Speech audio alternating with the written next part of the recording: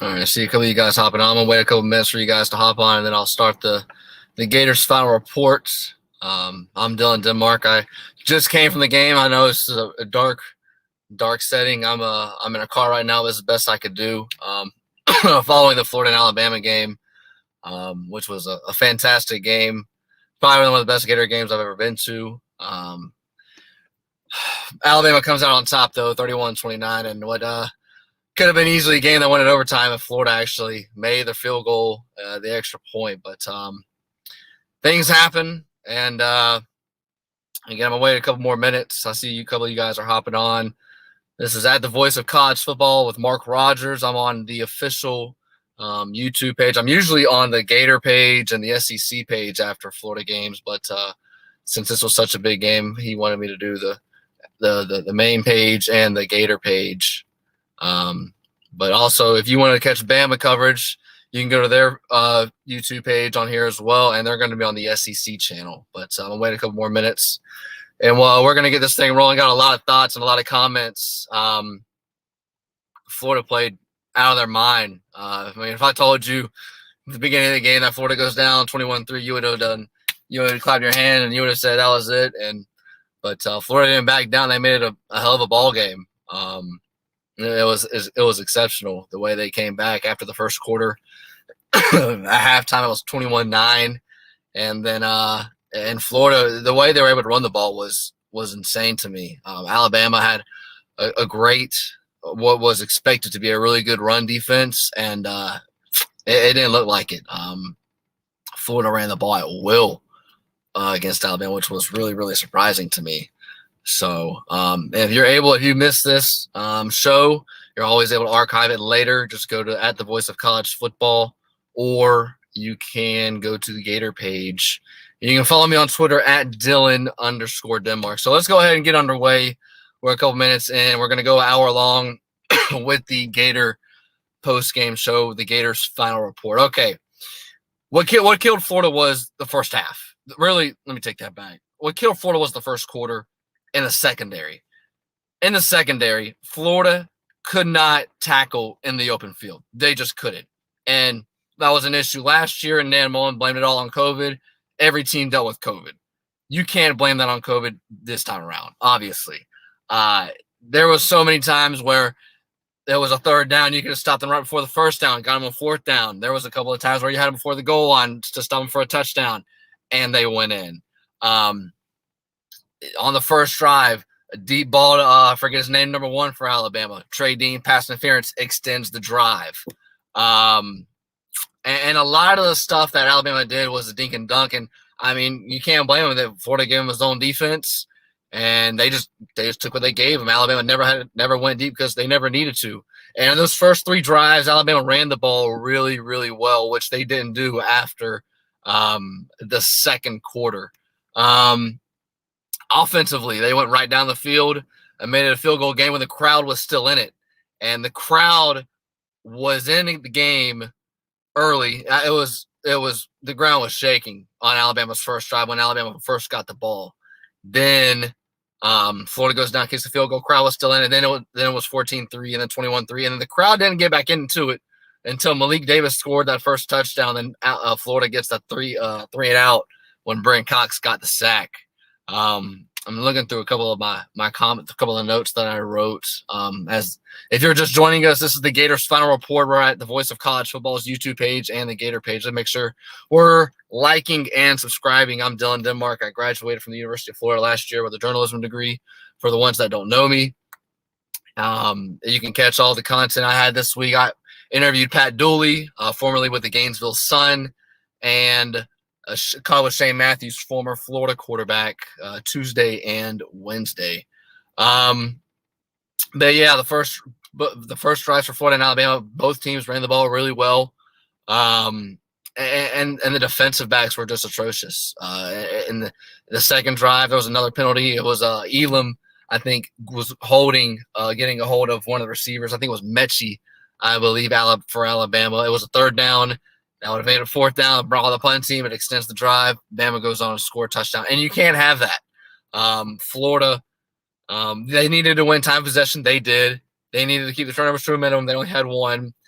And they needed to get off the field on third down. And they were able to for the most part, but they didn't do it early.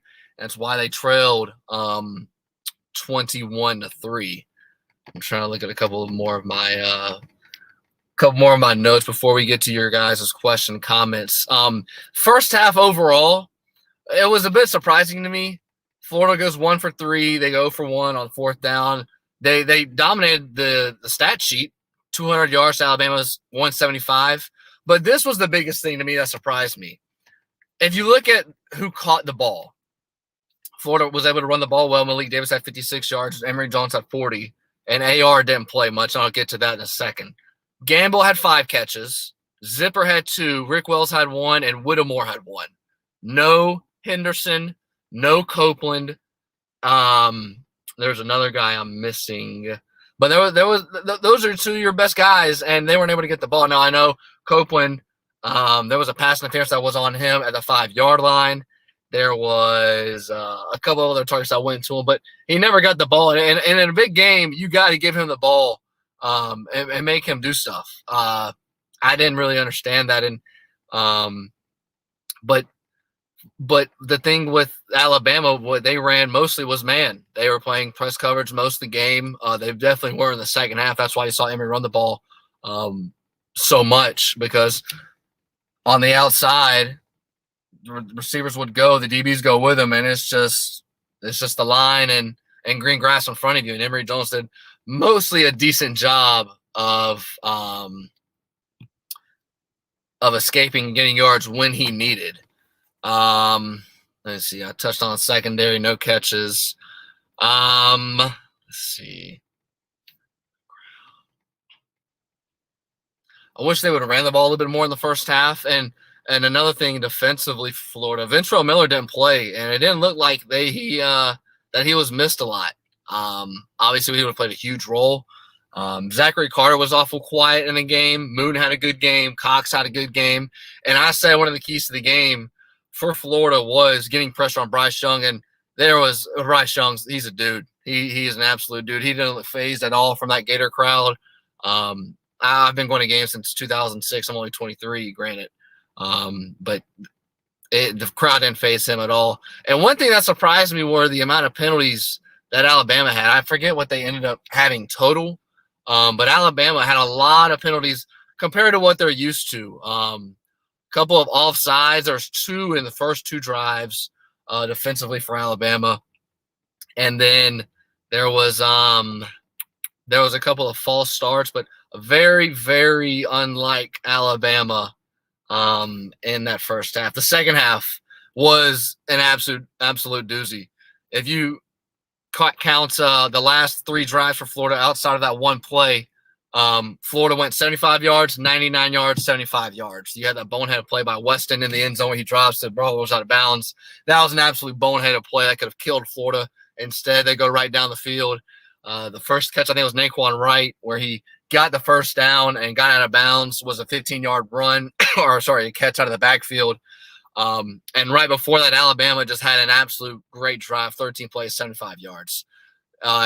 The second half was absolutely amazing. There wasn't many empty seats, and the game was exceptional. It was back and forth.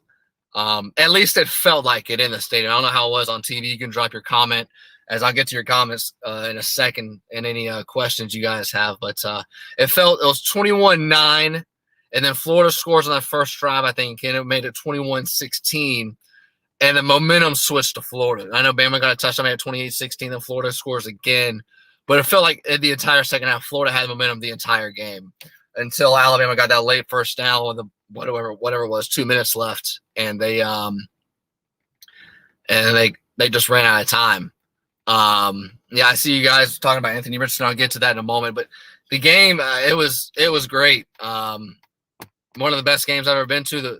The run ability for Florida was outstanding. One of the best run defenses apparently going into the game was Alabama, and they sure didn't seem like it.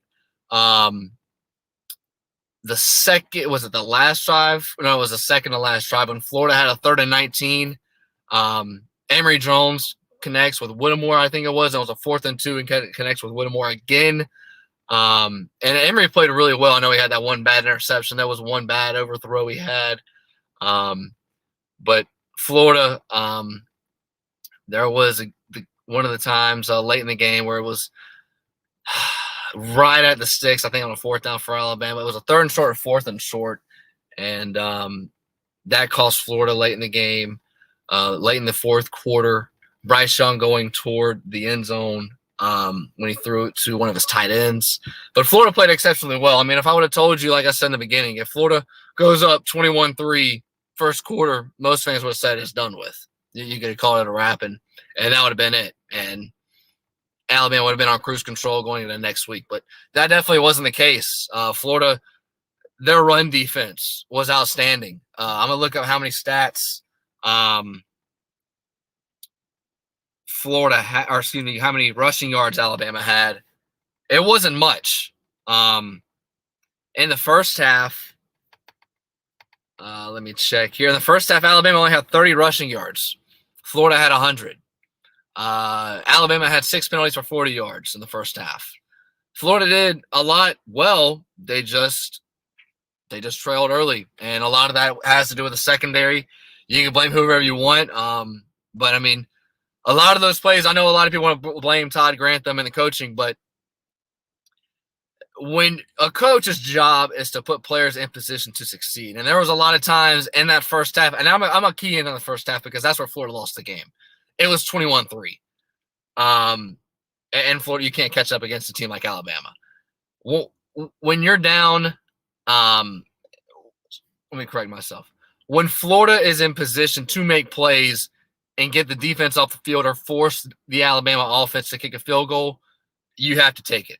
And Florida didn't do that. There was a pick play that where I think it was Helm and Elam. I know it was Elam. It was another defensive back that got tied up.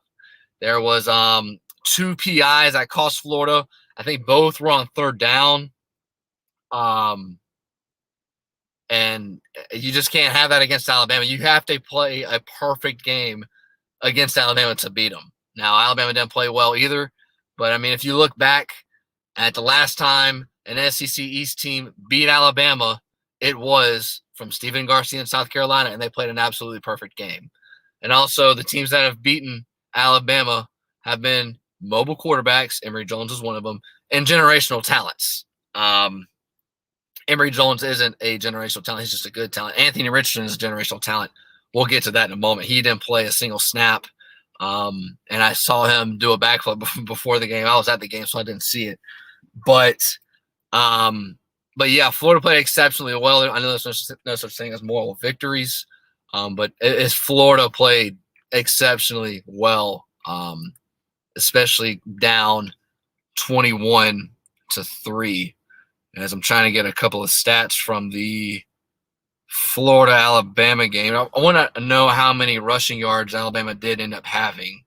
It was 91. So they had 30 in the first half, 61 in the second half. Alabama ended up with 81 yards and penalties. That's not something you see every day. I'd like to know the last time Alabama had that many yards and penalties. Florida won time of possession. Florida won first downs. Florida won the box score, but they trailed early 21-3.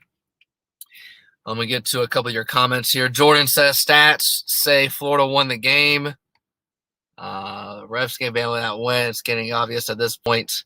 There was one play was in the second half where it was a 4th and short, and they corrected it. He gave Alabama the first down after it was supposed to be 4th and 1. But Florida had plenty of opportunities. There was 2 3rd and longs, I think, on that last drive that Alabama had where they ended up kicking a field goal to give them 31 points. You got to hold them to 3.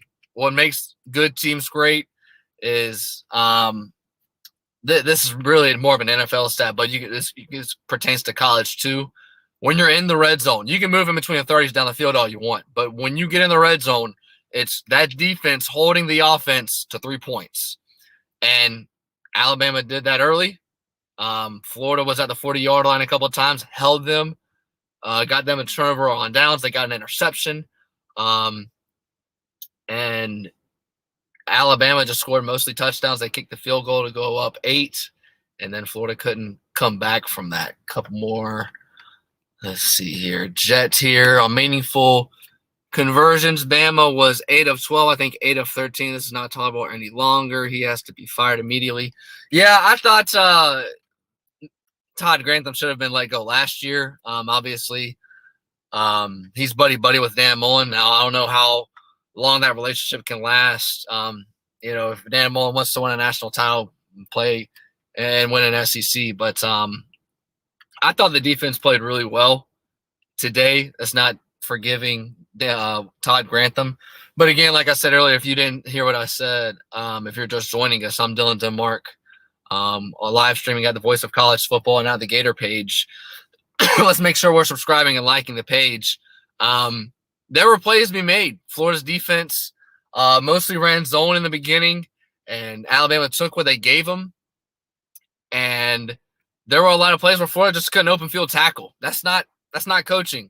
Now, that's not to say that Todd Grantham could have done something different, but a coach's job is to put the players in position to make plays for them to succeed. And there were plays to be made, and Florida's secondary didn't do that. And I talked with Pat Dooley Tuesday, and he said that was his biggest question and Florida's biggest weakness, and it definitely showed early. It was the 2 PI penalties. Alabama never went over the top. That was one of the biggest surprises to me. No big plays at all in the first half for either team. The only big play was when Bryce Young threw it deep, and there was a pass interference on Trey Dean, which I didn't see. But I was at the game for the ones joining us, so I didn't have the pleasure of seeing all the replays. But it was one of the best games for Florida that I've ever been to. I've been to going to a lot of games since 2006. I'm only 23, so I'm showing my age a little bit. But Florida played really well. It just ran out of time after they trailed 21-3.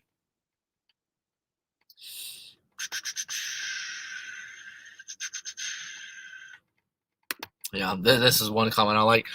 For the love of the burn, Florida blaming all the refs now. They had plenty of chances to win the game and they didn't. That's exactly correct. I'm never a person to blame it on somebody else. Now, I mean, if it's obviously like Ohio State, Miami national championship game, that's one thing. But I mean, Florida had plenty of third downs to get off the field and third and longs.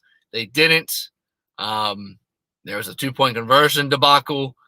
That was very odd. I think Emory just wanted to on those read options. It's hard sometimes. Emory on those plays, you sometimes you put in his gut the running back and you pull it, but it's already the Pierce might think he has it, and then you both just muddle huddle to the line of scrimmage, which is exactly what you don't want. But I didn't see the replay, but I was listening to the radio call with Mick Hubert, and they said that there might have been a crease had Pierce gotten the ball with a full head of steam. I don't know. Obviously, it doesn't matter because Florida didn't get it, and then Florida didn't get the stuff when they needed. After that, just trying to get to a couple of more of you guys' comments. This is the Gators' final reports. If you're just joining us, I'm Dylan Denmark. I graduated from the University of Florida last year. And this is our third post-game show. We do this for an hour after every game. I'm on the Gator page and at the Voice of College Football. Make sure you guys check out all of our post-game shows, not only on here, but on other show channels as well. And Iowa has one. Alabama has one if you're looking for some Alabama coverage. I'm doing Florida coverage for the most part. Excuse me. And the Alabama coverage right now is on the SEC channel as well. So if you're able to not see it live or you want to see it later, all of this content is always archived to see it later. One thing again, if you're just joining us, I'm Dylan Denmark. I host a podcast on the Mark with Denmark. I'll drop the link in the description after the show. One of the things that Pat Dooley said, and a lot of it rang true, Tuesday when I spoke with him that you can catch on the Gators, the YouTube page here, the Voice of College Football. Florida needed to play ahead. They never did. The secondary was not good, and that showed early. They played better as they went, and they needed to run the football, and they did. You just can't trail 21-3 against the Nick Saban and the dynasty in Alabama and expect to win that game. But they played really well, and we'll see. Florida still controls their own destiny. They still have everything ahead of them. It's one loss. It's one loss in the West, so it doesn't matter what you do in the East. If you win out, you go to Atlanta, and more than likely you will play Alabama in Atlanta, and we'll see. I think Florida definitely turned a lot of heads. Most predictions and from a lot of the experts predicted Alabama to cover or at least win by 10. And Alabama couldn't run the ball. Florida's defense played really great after the first quarter. And Florida, the way they were able to run the ball, and Emory Jones played decent. I know that he had one interception, but you got to give Florida a lot of credit for not fighting. And I'll mention the crowd here in a second. That's what I was trying to think of in the last 2 minutes. I asked Shane Matthews this. You can catch that conversation as well at the Gator page. Former Florida quarterback that played at Florida before Danny Werfel in the early 90s. I don't think the crowd affected Bryce Young as much as it did the offensive line. And that's what Shane Matthews talked about in the conversation we had Wednesday. You know, you'll see a lot of times the offensive line holding hands because they can't hear the snap count, and that crowd was really loud. That crowd hasn't been that loud since 2019 when Florida played Auburn, and there was a lot of energy around that game going into the week. And I was a student at the time at the University of Florida. There was a lot of penalties from Alabama. I can't see exactly what the penalties were, but there was a couple of delay of games, a couple of false starts. They weren't able to run the ball. And I think the crowd had a big reason to do with that. And the crowd was a factor in the beginning. On that first drive, Alabama goes down 7-0 because they got the ball first. Then it was 7-3. Then Alabama went 14-3, 21-3. Crowd went out of it. All of the air. But every time Alabama would come back on the field, the crowd, it wasn't the same. The energy wasn't there. And then after that, Alabama goes 3-0. Brent Cox has a huge sack. And right before that sack, Malik Davis scored that nice, 15, 20-yard touchdown, make it 21-9. That went to half. Florida comes back. First drive in the second half, scores a touchdown and made it 21-16. And from there, Florida had all the momentum in the second half. Am I in a closet? No, I'm not actually in a car. This was the best I had to do. I came straight from the game, and the house I stay at, pretty much like a frat house. Not exactly a frat house, but this is the best I could do for internet. But I'm giving you guys content, which is the biggest thing. As if you're just joining us, this is the Gators final report. I'm inside a car. That's why it's pitch black behind me, and I'm holding up. I got two lights in my iPhone camera. I'm Dylan Denmark. You can catch me on Twitter at Dylan_Denmark. Let me drop my Twitter handle right here.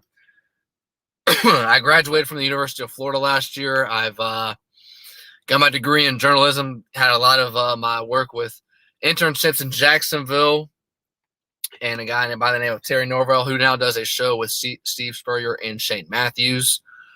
Make sure you guys are subscribing and giving a thumbs up, liking this page on the Gator page and at the Voice of College Football for Mark Rogers.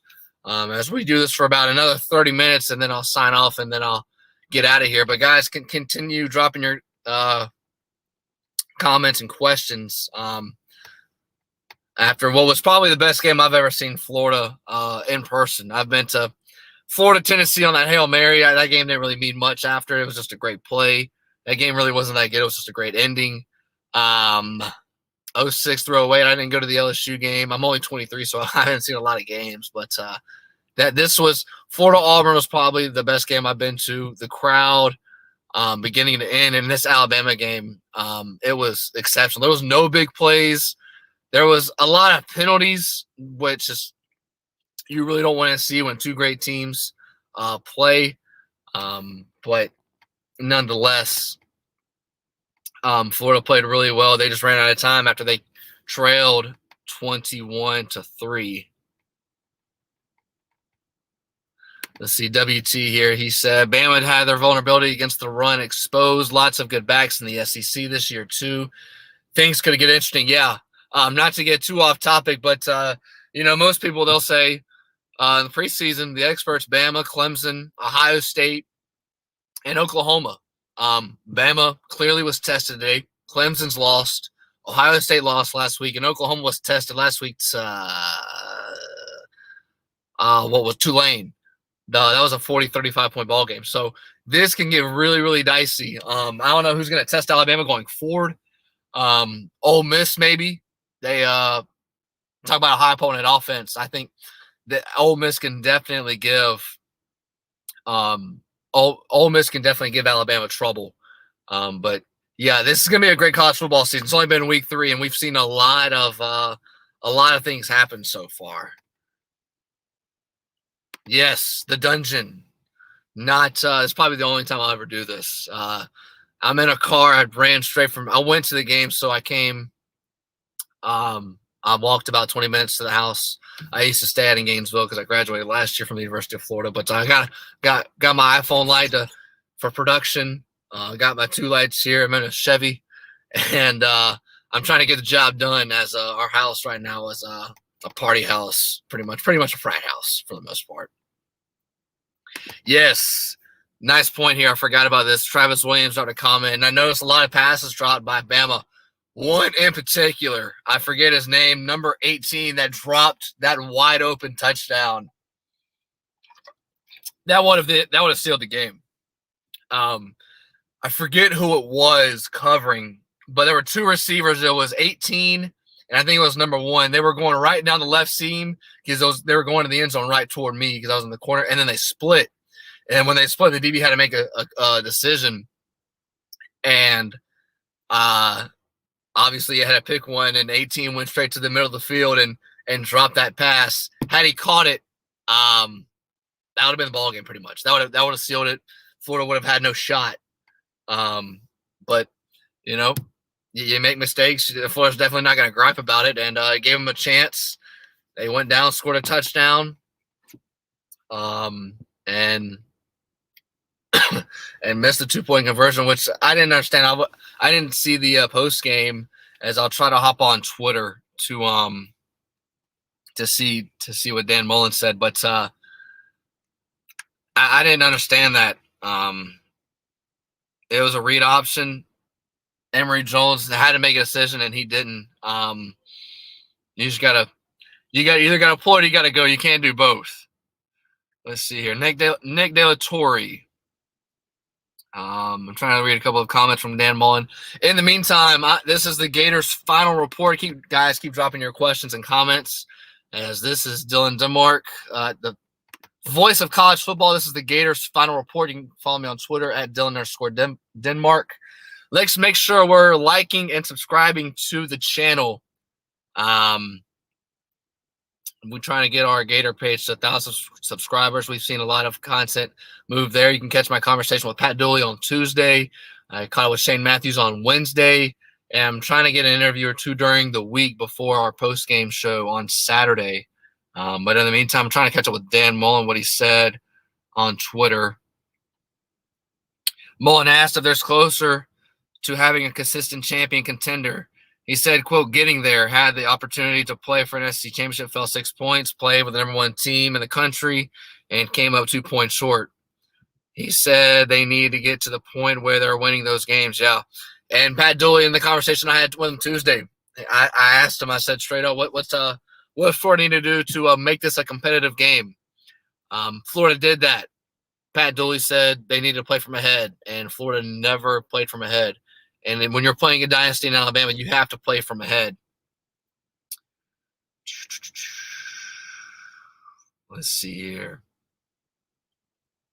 Yeah, so going off what I said, I know there's a couple of comments that didn't like with Todd Grantham. He said, quote, this is what Dan Mullen said. I thought Todd and his staff had a great scheme today, putting guys in position to succeed today.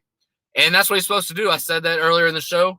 Football is about three things: alignment, assignment, execution. That Florida lined up for the most part from what I saw.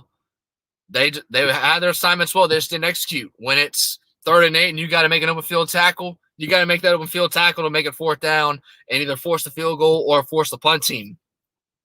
There was, in that first 3 drives, there was 2 PIs. One was a deep shot. One was a 3rd and 5 on a comeback. Elam was covering, I think it was Mechie. And Florida didn't have a lot of penalties, costly penalties. And I think the game was lost right there, 21-3. You lose 31-29. Florida made it. What was the closest they made it? I think it was 21-19.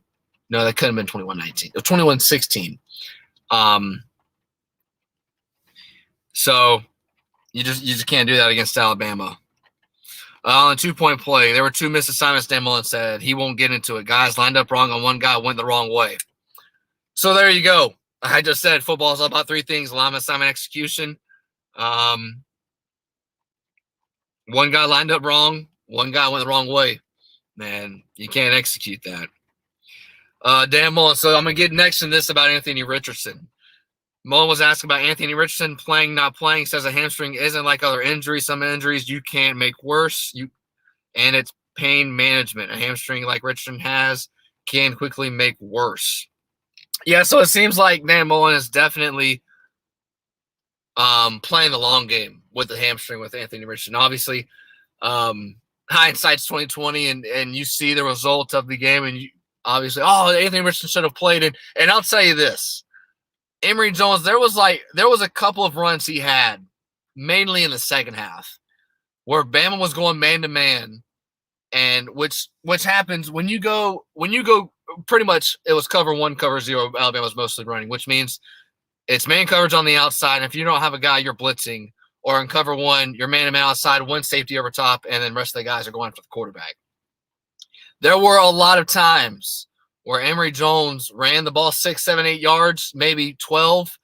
And I looked to my buddy and I was like, man, if Anthony Richardson had ran the ball there, he might have been gone. And he might have. He could have been the difference in the game. And I thought Florida, like Pat Dooley said Tuesday in the interview I had with him at the Gator page at the Voice of College Football, you can check out archive 10, 15-minute conversation. Florida needed to have 2 quarterbacks to play. They used it the last 2 weeks, but Dan Mullen was playing a long game with his hamstring. It's easy to say now that he should have played, and that would have been the difference maker. Who knows? But it's also, it would have obviously sucked for him to play and the second play pull his hamstring and him be out the next 8 weeks. I'd rather Anthony Richardson be good for the next couple of weeks, him be close to 100% that Florida-Georgia game, because that's going to decide the East and who goes to Atlanta. Because this game, yes, it matters, but it doesn't really matter because Florida's in the East, Bama's in the West. And if you win all your games in the East, you control your own destiny. You're in the driver's seat. You go to Atlanta, and you get a rematch if you're able to beat Georgia, more than likely against Alabama. Trying to get a couple more comments from what Dan Mullen had to say in his press conference. But in the meantime, guys, let's make sure we're subscribing and liking our pages at the Voice of College Football. As I'm in the dungeon right now, and I'm just kidding. I'm in a car as I came straight from the game. I'm Dylan Denmark. You can follow me on Twitter here at Dylan_Denmark. I'm in a car right now. It's the only place I could find as I ran straight here after the game. One of the best games for Florida I've ever seen, as I'm trying to catch up with your comments now. Florida played well. They couldn't come back after a 21 lead. And hopefully we get to see them again. I don't think a lot of people expect Florida to play with them in the SEC Championship, which was a 6-point game. And I don't think a lot of people saw this as a 2-point game, especially if you missed it. What I said earlier, 21-3, first quarter, that was chalk. You could have that was a wrap. And Florida fought, and the crowd definitely played a huge factor. Not Dan Mullen. Alabama had 80 yards in penalties and 11 penalties. Very Alabama, not like them. Let's see here. Defense played well. Yep, I see Pimp and Patty. Defense did play well against a high opponent offense. I was surprised too. Florida was able. Now, I thought one of the keys to the game was going to be Florida's front seven living in the backfield. They did a decent job of that. They got a couple of sacks, a couple of pressures on Bryce Young, but Bama could not run the ball at all. They did the first two drives, and then after that, I don't know what happened. If they changed the scheme, or if they just tightened up and they finally saw the film and did their assignments. But Florida played well defensively. They only gave up 10 points after the first quarter, I believe, for most of the game. And you can't complain. I know a lot of people want to say here, like Jet, the game was Grantham's fault. Bama converts 60% of the pass, 60% of third downs, rather. He gets smoked against every decent offense. Some of that is true, although all of it isn't. Jet, if you, I know it sounds like a broken record, but Jet, if football is about three things, it's about alignment, assignment, execution. And if you line up right, which Florida did mostly defensively from what I saw, I was at the game. Your assignment, which Florida did decent, but then you get to execution. And Florida did not execute. A coach's job is to have his players in position to succeed. And when it's 3rd and 8 and it's 3rd and 4 and you continue to run that flat route and you have a position to make a tackle, Travis Johnson had one. I think Helm had one. There were a couple other players. You got to make the play. You have to get off the field, or you have to force Alabama to kick a field goal, because the difference between 7 and 3 points is huge, and Florida lost by 2. So I'm a little with you. Definitely last year, but definitely Florida's defense is making a lot of strides compared to what they did last year. Moon played really well. I thought Moon and Carter had to play exceptionally well in this game to have a chance to beat Alabama and make it a game in the second half. And Carter was really quiet, but Moon played well. Cox played well. Diabate had a decent game. Elam, there was one play in the second half. He made the play, he got hurt. Where it was a deep post. That was fantastic. No other player for Florida could have made that play. And that's the reason why Elam's a first round talent, projected to go top 10. That was huge. I'm trying to get to a couple more of you guys' comments. Yeah, so I know a lot of people want to keep harping on Todd Grantham's defense. They played well. They started slow. Again, if I like to play this when the game is when it's so Florida fans mostly are full of emotion, because fan is short for fanatic.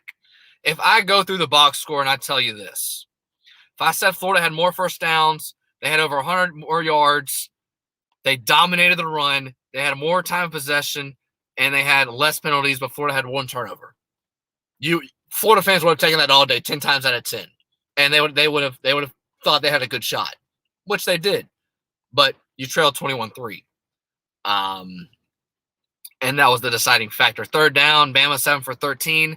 I wonder, let me check here, how many of those third downs were converted in those first 3 drives, because Bama went touchdown, touchdown, touchdown. I'm trying to see here. I probably won't have time. Bama got 1,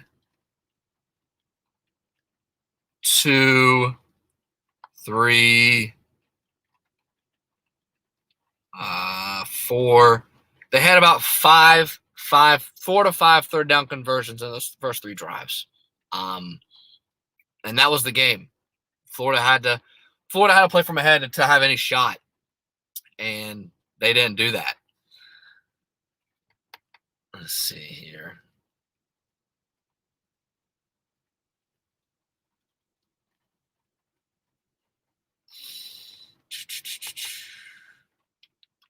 Let's see here. Jet again. Coaches are in charge of execution as well. They are responsible for everything. Go ask Spurrier. Ask him about putting Doug Johnson in a game when he said when Doug apologized for throwing a pick.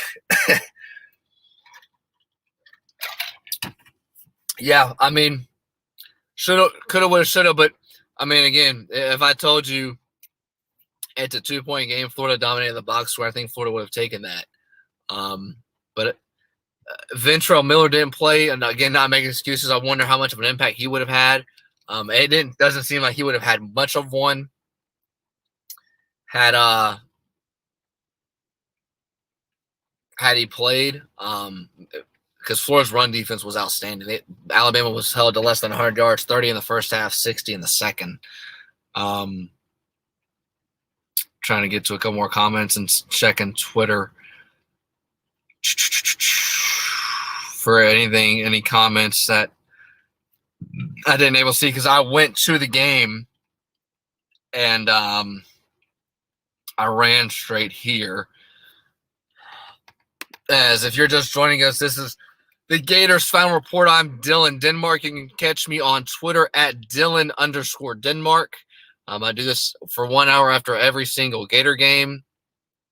We're going to be on the Gator channel, and right now I'm on Mark Rogers' official YouTube channel at The Voice of College Football. And we do this every Saturday. Catch my content on the Gator channels. I caught up with Pat Dooley Tuesday, Shane Matthews on Wednesday, former Florida quarterback. 2 names that Florida fans should know. I say that a little bit sarcastically, as I'm in a dungeon right now. I'm in a car, as this is the best I could do to give you guys a show. As I went to the game. Exactly. Yeah, Pimp and Patty. Give the people what they want. Give them a show. Yes, sir. It could be a Category 5 going on behind me, a hurricane. I'm giving you a show. Got to give the people what they want. Looking at a couple more comments. Yeah, third down conversion. So let me go a little more into depth about third down. Third down conversions in football are won on first and second down. If you have successful first and second downs, the goal is to get to third and manageable and third and short. And third and manageable is 3rd and 6 and shorter. And Alabama was able to do that on their first 3 drives when they scored 3 touchdowns. Florida was not. And there's also times on third down, Elam had a pass interference. Trey Dean had a pass interference. And you can't do that against great teams in Alabama. You have to play a perfect game, and you got to catch a couple breaks. I think the only breaks that Florida had when it came to Alabama was the drop touchdown. That was the biggest one by number 18. There was the penalties. Alabama had a lot of penalties. I think a lot of it had to do with the home crowd. I'm trying to think of a couple other ones, but yeah, I mean, it was just I know I keep saying I sound like a broken record, but the 21-3, you just can't overcome that. One thing, let me look at the box score again. Because in the first half, what was surprising to me was Florida ran the ball well in both halves. I wish they would run the ball a little bit more in the first half. But your main receivers, Copeland, Henderson, Zipper caught 2. There's another receiver. I can't think of his name, but Henderson and Copeland. Those guys, they didn't have a catch in the first half. And in big games, I understand Dan Mullen has a script and how he wants the game to go. And if you notice, I'm not a big believer in first half halftime adjustments. Not a believer that I think it's too blown out of proportion. Because Florida came out in the second half, they went touchdown, 75, 99, 75-yard touchdown run or drives. I just think that's execution. I don't think it's, Dan Mullen has a plan first half. All right, let's throw it out. We have a whole new second half. I'm not a big believer in that. But Florida played well in that second half, and Copeland got the ball On that first ball, that first play was a deep ball PI, and Copeland ended up with one catch for 10 yards. That was surprising. Henderson, one catch, 18 yards.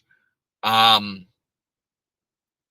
a lot of completed passes, and no AR-15. Anthony Richardson. That's what I haven't talked about. That was the biggest let me slow down for a second. Emory Jones and Anthony Richardson, trying to confuse the two names. I think Dan Mullen's playing the long game. With Anthony Richardson's hamstring, there were a lot of plays. And I said this earlier in the show. If Emory Jones, there were a couple of runs he had 5, 6, 12 yards in the second half in particular, because Alabama ran a lot of man defense. So if you're for example, cover one, you're outside in the man, one safety over top. If you don't have a man and you're not the safety, you're going for the quarterback. Cover zero, same thing, no safety, but everybody's going for the quarterback with the ball, and you just have your 5 DBs covering your receivers. Emory Jones, there were a lot of times where he ran a quarterback draw and got yards. If Anthony Richardson were in the game and he had those opportunities, there were a lot of times where I thought, and I turned to my buddy Graham, Anthony Richardson would probably still be running. Anthony Richardson would probably score a touchdown. Now it's easy to say shoulda, woulda, coulda right now, but you just I think them on the hamstring, it's easy to say right now. He should have played. Florida could have won the game, probably. But if you throw Anthony Richardson in the game, you can't risk that. Me personally, I would much rather have Anthony Richardson healthy, not play him right now, and then have him ready for Georgia.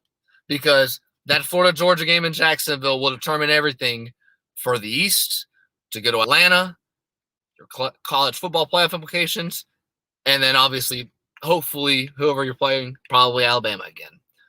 So I think that would be that's the most conservative role to play. But I would side with Dan Mullen there. I would have liked to have seen Emory play, but I'm fine with it. Jet is dropping a lot of comments, guys. Let's make sure we're subscribing and dropping a like at the Voice of College Football and on the Gator page at the Voice of College Football. I'm Dylan Denmark, giving you post-game show and content throughout the week. Check out my conversations with Pat Dooley and Shane Matthews. That's on the Gator page. And subscribe to the Gator page. We're trying to get to 1,000 subscribers. We've had a lot of content coming your way soon.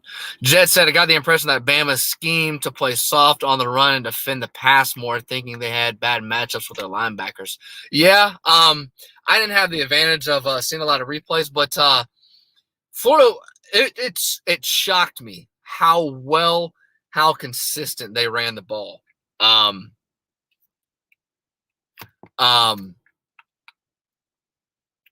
What if you look at the last 2 seasons, Florida could not run the ball at all. And a lot of that had to do with their offensive line. They just couldn't do anything. This, I think, is a little different because you have a true running quarterback in Emory Jones and Anthony Richardson. I know he didn't play today, but he did the last 2 weeks.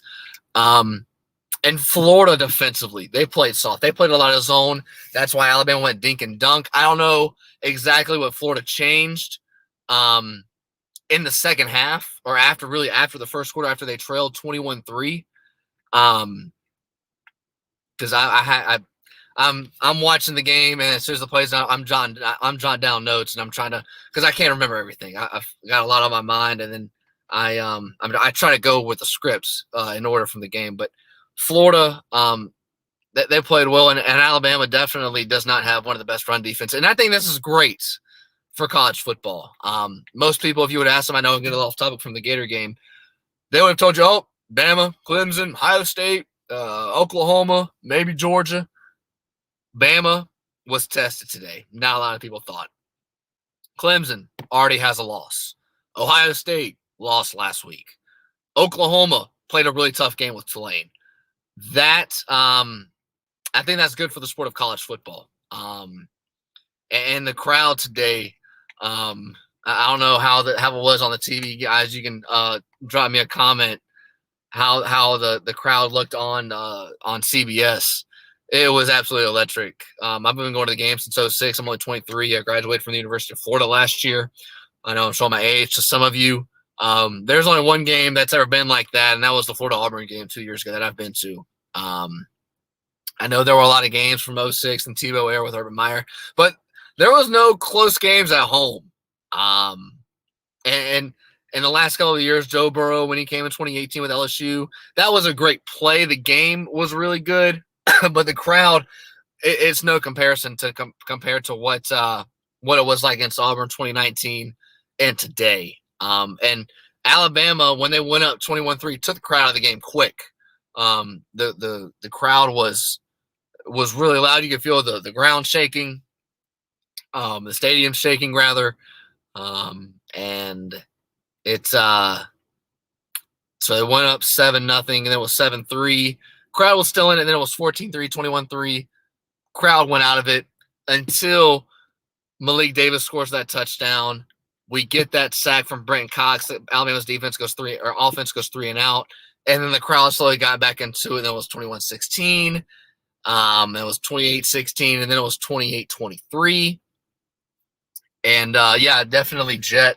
Thanks for dropping a lot of these comments. The crowd was definitely affected for Alabama. A lot of penalties, 80 yards. I think it was 81 to be exact.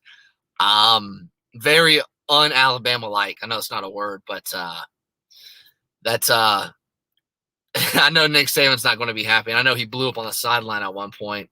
As we're about to wrap this thing up, this is the Gators' final report. I'm Dylan Denmark. You can catch my podcast. Let me drop it here. On the Mark with Denmark. It took me about 2 seconds to come up with that name. Very clever. As I just talk college football. That's my main focus. I've talked with guys like Leon Searcy, Terry Norvell, who hosts a show with Steve Spurrier, Shane Matthews. I've caught up with Pat Dooley, Shane Matthews this week as I post content on there, the YouTube channel, and on the Gator page at the Voice of College Football. And we try to get out as much content as I can around my work schedule. Again, for the people that don't know me, you're just hopping along. I'm Dylan Denmark. I graduated from the University of Florida last year with a journalism degree. Most of my experience is in radio. I've interned, if you're familiar with the Jacksonville area, in 1010XL and what was Sports Radio 930. I've worked with guys like Brent Beard, Matt Hayes, Joe Coward, Leon Searcy, and then Brent Beard gave me the honor to do this. So I appreciate Mark Rogers letting me do this live stream as I'm from the dungeon, as of forget who it was that commented that, as I'm actually in a car as I was at the game, and I had to come straight here. I wasn't able to get to a house. I couldn't get in a building. But hey, we got to give the people what they want. It's, with the internet, the World Wide Web, you can do a lot of things. So, any last questions or comments as we're about to wrap this up at the Gators final report with your boy here, Dylan Denmark. But again, Florida played well. Trailed 21-3 early. I was surprised that Florida never really went deep. They ran the ball really well. Defense played exceptionally well after they trailed 21-3. And Florida they were a prime opportunity to make some plays in the open field, but the secondary played poorly in those first 3 drives, which scored 3 touchdowns. They could have held Alabama to field goals or gotten them a punt, 2 PI penalties. And you can't do that against a great team. You can't beat yourself, especially against a team like Alabama that does not beat itself. Let's see here. Yeah, Jed, no, you're not hogging the comments, man. Thanks for dropping as much content. I'm always open. So this is it for us, the Gators Final Report. Make sure you guys are liking, subscribing to the channels at the Voice of College Football and the Gator page. You can catch my podcast on the Mark with Denmark, as I'm Dylan Denmark. Signing off. If you're able to catch the beginning of this show, make sure you can catch the archives anytime. I'd like to thank Mark Rogers for giving me the opportunity to broadcast as I'm in the dungeon in the car. And that'll do it. I hope you guys have a great weekend. Hope you enjoyed the game as much as I did. And so long.